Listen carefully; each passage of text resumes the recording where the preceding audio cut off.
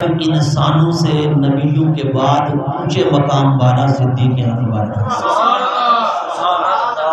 اسی لیے کہا جاتا ہے افضل الخلق بعد الانبیاء فی التحقیق، یعنی یہ بات تحقیق کے ساتھ ثابت ہے جس پر قرآن و سنت کے روشن دلائل موجود ہیں کہ حضرت سیدنا صدیق اکبر پوری کائنات کے انسانوں سے افضل ترین ہستی ہے نبیوں رسولوں کے بعد، چونکہ حضرت سیدنا صدیق اکبر رضی اللہ تعالی عنہ جو آقا علیہ السلام کے ساتھ نسبت ہے، مقام اس نسبت کی برکت سے ملا ہے، اور وہ نسبت تو ویسے سارے صحابہ کو ہے، سارے صحابہ حضور کے صحبت یافتہ ہیں، سارے صحابہ سرکار کے فیض یافتہ ہیں، سب صحابہ کو حضور کا فیض بھی ملا اور حضور کی صحبت بھی ملی، لیکن ابو بکر صدیق رضی اللہ تعالیٰ عنہ کی شان نرالی اور انوکھی کیوں ہے؟ علماء فرماتے ہیں اس کی واحد وجہ ہے، اور وہ وجہ یہ ہے کہ حضرت سیدنا صدیق اکبر کے دل کے اندر جو چیز تھی وہ باقیوں کے دل میں تھی تو صحیح، لیکن اس مرحلے کی نہ تھی جس مرحلے کی وہ چیز صدیق اکبر کے دل میں تھی۔ وہ کیا تھی؟ علماء فرماتے ہیں وہ محبت مصطفیٰ تھی، اس عشق مصطفیٰ کی بدولت ابو بکر صدیق نے یہ مقام پایا، اس محبت رسول کی بدولت صدیق اکبر اس مقام پر فیض ہوئے۔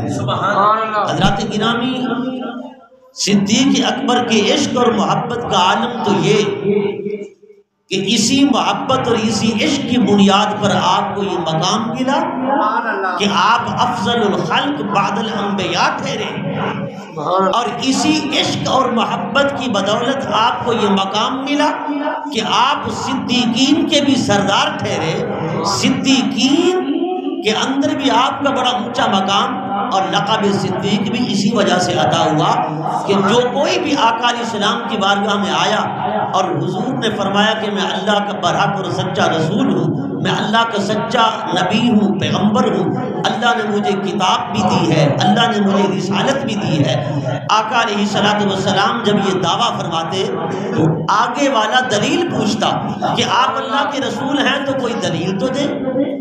ہر دعویٰ کی دلیل ہوتی ہے، اگر یہ دعویٰ کیا جائے کہ سورج نکلا ہے تو سورج کی دلیل سورج کا وجود ہے یا اس کی روشنی ہے، یہ روشنی سورج کے وجود کی دلیل ہے۔ کوئی بھی کسی طرح کا دعویٰ کرتا ہے تو اس کی دلیل دیتا ہے، آپ دلیل پیش فرمائیں۔ دلیل کیا ہے؟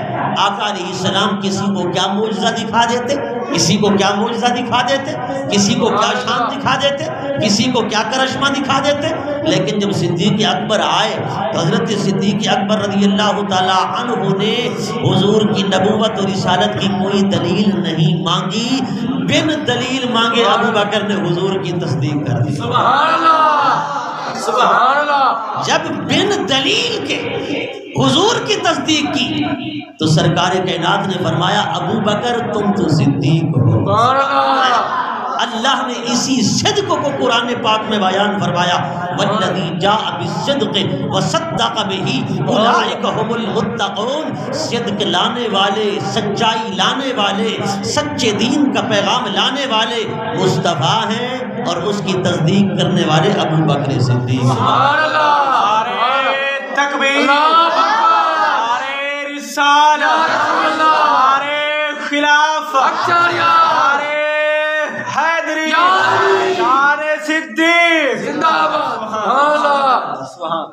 حضرت سیدنا صدیق اکبر کو اسی عشق مصطفیٰ کی بدولت یہ مقام عطا ہوا کہ آپ صدیق بھی ٹھہرے اور آپ افضل الخلق بعد الانبیاء بھی ٹھہرے۔ حضرات گرامی، پتہ چلا فضیلت کے معیار اگرچہ بہت ہیں، یہ بھی فضیلت کا معیار ہے کہ کوئی نمازی ہو، یہ بھی فضیلت کا معیار ہے کہ کوئی حاجی ہو، یہ بھی فضیلت کا معیار ہے کہ کوئی روزے دار ہو، یہ بھی فضیلت کا معیار ہے کہ کوئی مجاہد ہو، یہ بھی فضیلت کا معیار ہے کہ کوئی سخی ہو، یہ بھی فضیلت کا معیار ہے کہ کوئی ولی ہو، یہ بھی فضیلت کا معیار ہے کوئی غوث ہو، کوئی قطب ہو، کوئی ابدال ہو، کوئی اوتاد ہو، یہ بھی فضیلت کا معیار ہے کوئی صحابی ہو۔ لیکن سب سے بڑھ کر ان تمام اوصاف سے جو فضیلت کا معیار ہے وہ یہ ہے کہ کوئی عاشق مصطفیٰ ہو، عاشق مصطفیٰ ہو۔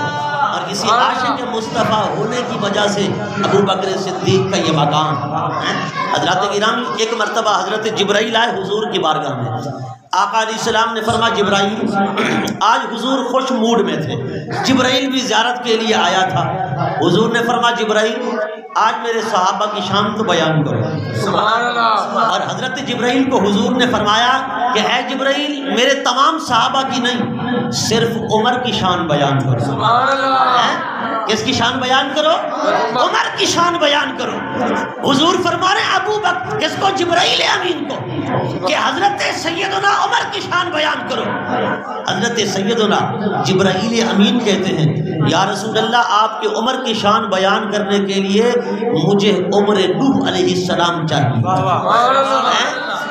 مجھے نوح علیہ السلام کی عمر چاہیے، یعنی 950 سال مجھے عمر ملے، 9 صدیاں 50 سال، پھر میں ان 950 سالوں میں حضرت عمر کی شان بیان کرتا رہوں، پر آقا آپ کی عمر کی شان بیان نہیں کر سکوں گا۔ اللہ اکبر۔ حضرات گرامی 950 سال عمر چاہیے شان عمر بیان کرنے کے لیے۔ آقا علیہ السلام نے صدیق اکبر کی شان بیان کی، جبرائیل کو فرمایا کہ عمر کی شان بیان کرو۔ اس سے پتہ یہ چلا کہ شان عمر بیان کرنے کے لیے زبان جبرائیل چاہیے، شان صدیق بیان کرنے کے لیے زبان مصطفیٰ چاہیے، زبان مصطفیٰ چاہیے۔ آنکھ والا تیرے جنموں کا تماشا دیکھے، دیدے کور کو کیا آئے نظر کیا دیکھے۔ اس لیے تو حضرت سیدہ طیبہ طاہرہ عائشہ صدیقہ رضی اللہ تعالیٰ عنہ نے ایک مرتبہ آقا علیہ السلام سے سوال کیا، رات کے وقت تارے کھلے ہوئے تھے، آسمان روشن تھا، ستارے چمک رہے تھے، حضرت سیدہ عائشہ ام المؤمنین کہتی ہیں یا رسول اللہ کیا کسی کی اتنا نیکیاں بھی ہیں کہ آسمان کے ستاروں کے برابر ہو جائیں؟ جتنا آسمان کے ستارے ہیں اتنی کسی کی نیکیاں ہوں؟ حضور نے فرمایا کہ اے عائشہ آسمان کے ستاروں کے برابر جو نیکیاں ہیں نا، اگر تم پوچھنا چاہتی ہو وہ میرے عمر کی نیکیاں ہیں۔ اس کی نیکیاں ہیں؟ عمر کی نیکیاں ہیں۔ حالانکہ آسمان کے ستارے گنے نہیں جا سکتے، یہ کثرت سے کنایا تھا، لیکن اس میں یہ بات بھی بڑی قابل توجہ ہے کہ حضور اگر بتا رہے ہیں وہ یہ بھی جانتے ہیں آسمان کے ستارے کتنے ہیں اور عمر کی نیکیاں کتنی ہیں۔ حضور کو پتا ہوتا ہے کہ غلام کیا کیا نیکی کرتا ہے اور کون کون سا عمل کرتا ہے۔ حضور ہر امتی کا عمل جانتے ہیں، ہر امتی کا عمل حضور کے سامنے ہے۔ آج تو مرد پیچھے رہ جاتے ہیں نا۔ حضرت سیدہ رابعہ ادویہ تھی، وقت کی بہت بڑی ولیہ کاملہ، وہ روزانہ اپنے گھر کے کام کاج سے فارغ ہو کر 1000 رکعت نماز نفل پڑھتی، پھر وہ حضور کی بارگاہ میں تحفہ پیش کرتی۔ کسی نے کہا ہے رابعہ کیا وجہ ہے؟ ایک رابعہ بصریہ ہے، ایک رابعہ ادویہ ہے، دونوں وقت کی ولیہ۔ حضرت رابعہ ادویہ روزانہ 1000 رکعت نماز نفل پڑھتی ہو، کیا وجہ ہے؟ اس کے پیچھے جذبہ کیا کار فرما ہے؟ اتنا مشقت اٹھاتی ہو، اتنا محنت کرتی ہو۔ حضرت رابعہ ادویہ نے کہا اس کے پیچھے جذبہ یہ کار فرما ہے، حضور کا تخت لگتا ہے، نبیوں کی جماعت موجود ہوتی ہے، سرکار کی بارگاہ میں حضور کے عمل پیش حضور کی امت کے عمل پیش ہوتے ہیں۔ فرمایا جب حضور کی کسی ایک امتی کا ایسا عمل پیش ہوتا ہے نا کہ جو نرالا ہو، انوکھا ہو، عجیب و غریب ہو، بڑا محنت والا ہو، مشقت والا ہو یا ذوق و شوق والا ہو، سرکار نبیوں کی جماعت کے سامنے پیش کرتے ہیں اور حضور فرماتے ہیں نبیوں کی جماعت دیکھو میری امت میں ایسے لوگ بھی ہیں جن کی ایسی نیکیاں ہیں۔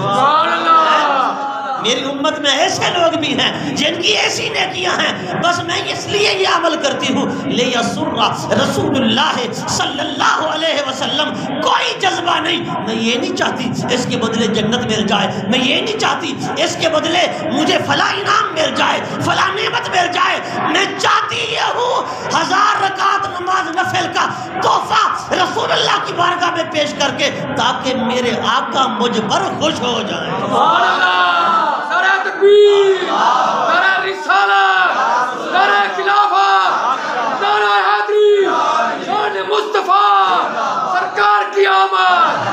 سبحان اللہ، صرف اس لیے کہ حضور مجھ پر خوش ہو۔ سبحان اللہ۔ حضرت گرامی، ہم اپنے گریبانوں میں جھانکیں کہ کبھی ہم نے کوئی عمل ایسا کیا کہ حضور خوش ہو جائے، حضور کو راضی کرنے کے لیے۔ رب فرماتا ہے والا سوف یعطیک ربک فترضی، یہ تو قرآن ہے نا۔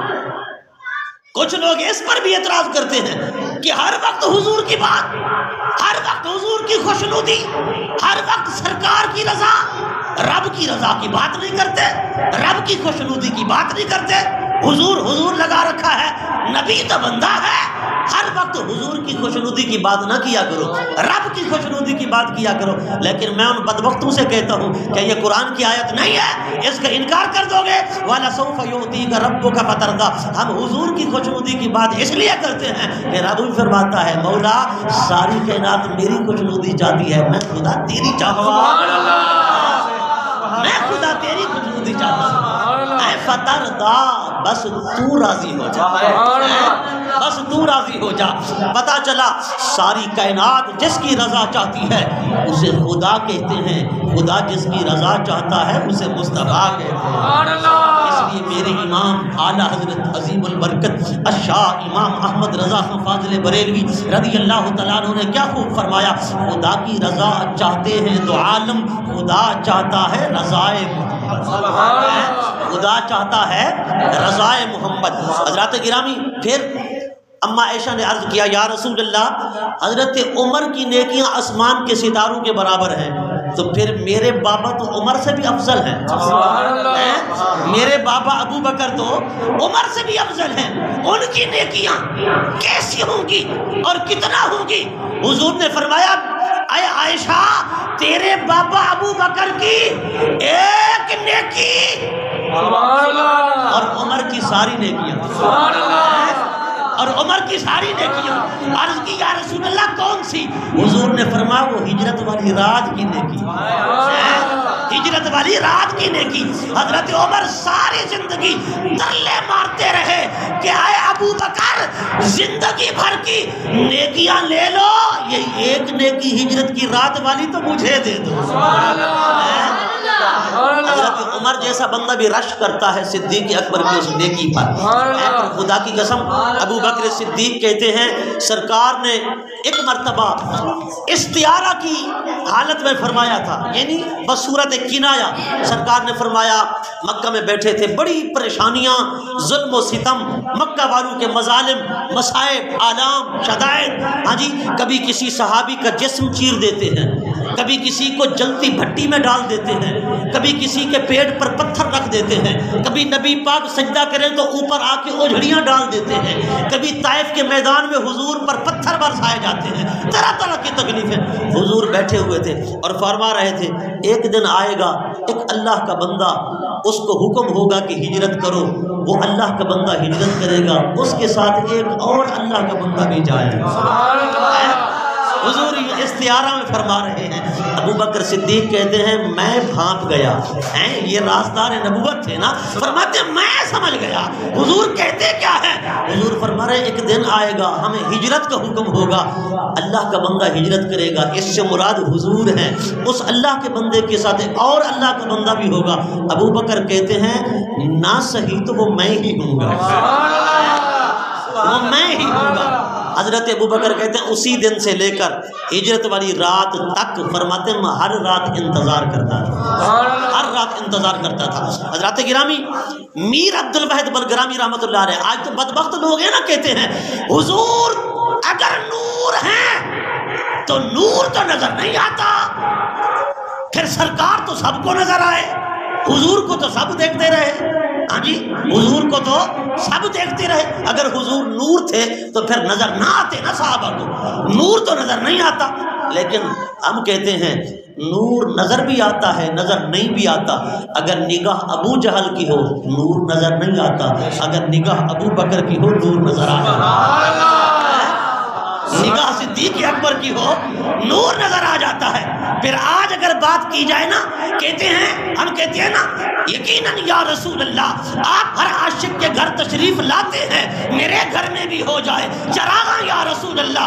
ہم کہتے ہیں ہماری محفل میں حضور آتے ہیں، بعض اوقات ممبر بناتے ہیں، سٹیج بناتے ہیں، حضور کے بیٹھنے کی جگہ بھی بناتے ہیں، اور یہ ناجائز نہیں، یہ بھی جائز عمل ہے، کوئی حرام نہیں، ناجائز نہیں، ہمیں ایمان ہے ہمارا۔ حضور آتے ہیں، کہتے ہیں آتے ہیں تو پھر نظر کیوں نہیں آتے؟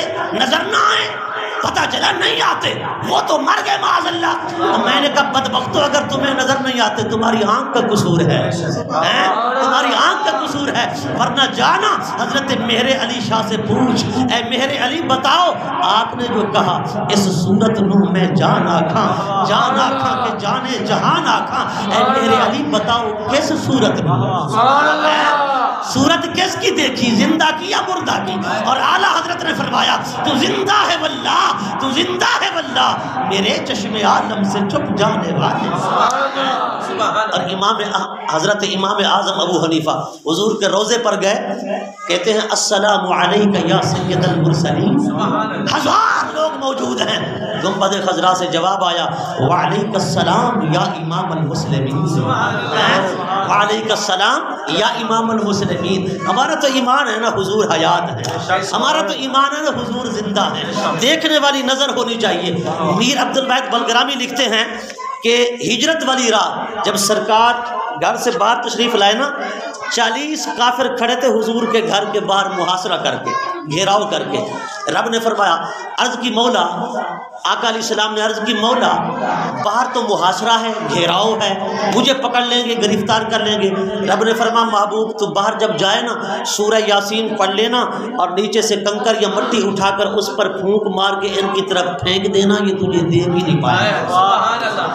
حضور سورت یاسین پڑھتے گئے، بڑے آرام سے گزرتے گئے، اور کسی پتلی گلی سے نہیں نکلے، برقعے پہن کر نہیں نکلے، اور پتہ چلا حق والے چھپ کر نہیں نکلتے، حق والے ڈٹ بھی جاتے ہیں اور کھول کر نکلتے ہیں۔ کیسے نکلتے ہیں؟ کھول کر نکلتے ہیں۔ اور یہ ریت شروع سے آ رہی ہے، یہ ریت شروع سے آ رہی ہے۔ آپ دیکھیں نا یزید جو پلید تھا وہ برقع پہن کے آیا تھا، ابن زیاد برقع پہن کے آیا تھا دھوکہ دینے کے لیے۔ وہ جب یزیدی کوفہ والے امام حسین کی بیعت کر چکے تھے نا، وہ جب گھومنے والے تھے، ادھر سے دیکھا اگر چڑھائی ہو رہی ہے تو ادھر ہو گئے، ادھر سے دیکھا تو ادھر ہو گئے، ہوا ہو جدھر کی رخ کرو ادھر کو۔ یہ ابن الوقت لوگ ہوتے ہیں۔ امام حسین کی اور مسلم بن عقیل کی ہزاروں کی تعداد میں بیعت کرنے والے، جب ابن زیاد برقع پہن کر آیا، اچانک سٹیج پہ آ کر اس نے نقاب الٹا تو سب کے سب یا حسین کے نعرے لگا رہے تھے، پھر فوراً سے یزید کے نعرے لگا رہے۔ یہ بدلنے والے، پتہ چلا برقعے شروع سے چل رہے ہیں، مگر میرے آقا جب نکلے ہیں نا گھر، وہ جو مکہ شریف میں تھا وہاں سے سرکار باہر تشریف لائے، برقعہ پہن کر نہیں آئے۔ یہاں بھی ہمارے اسلام آباد میں سڑک پر مولوی جا رہا تھا برقعہ پہن کر، لوگوں نے پکڑ لیا تھا۔ میں نے کہا اگر تم حق پر ہوتے، حق کے لیے ڈٹ جانے والے ہوتے، کوئی مفاد پرستی نہ ہوتی، کوئی سیاست کے اندر تمہیں وہ لالچ نہ ہوتی، اگر مفاد پرستی نہ ہوتی تو نکلتا تو برقع کبھی نہ پہنتا، اور تو برقع پہن کے نکلا، پتہ چلا تیرے اندر کھوٹ تھا۔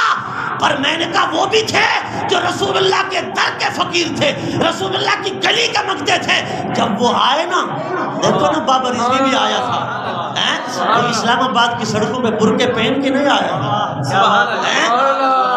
وہ خود بھی برقع اتار کے آیا تھا، بلکہ وہ تو فٹ پاتھ پہ لیٹ رہا تھا، وہ تو سڑکوں پہ سویا ہوا تھا۔ حق والے ہمیشہ کھل کر نکلتے ہیں۔ حضور بڑے آرام سے چلے گئے، 40 کافر 80 آنکھیں، کوئی دیکھ نہ سکا۔ جب صدیق اکبر کے گھر گئے نا، حضور ابو بکر دروازے پر انتظار کر رہے تھے، عرض کی آقا آ گئے ہیں چلیے۔ حضور نے فرمایا ابو بکر تجھے کس نے بتایا؟ عرض کی آقا یار میرے گھر آئے، مجھے پتہ بھی نہ ہو۔ عرض کی آقا لوگ اس آنکھ سے دیکھتے ہیں، پر ابو بکر تو آپ کو دل کی آنکھ سے دیکھتا ہے۔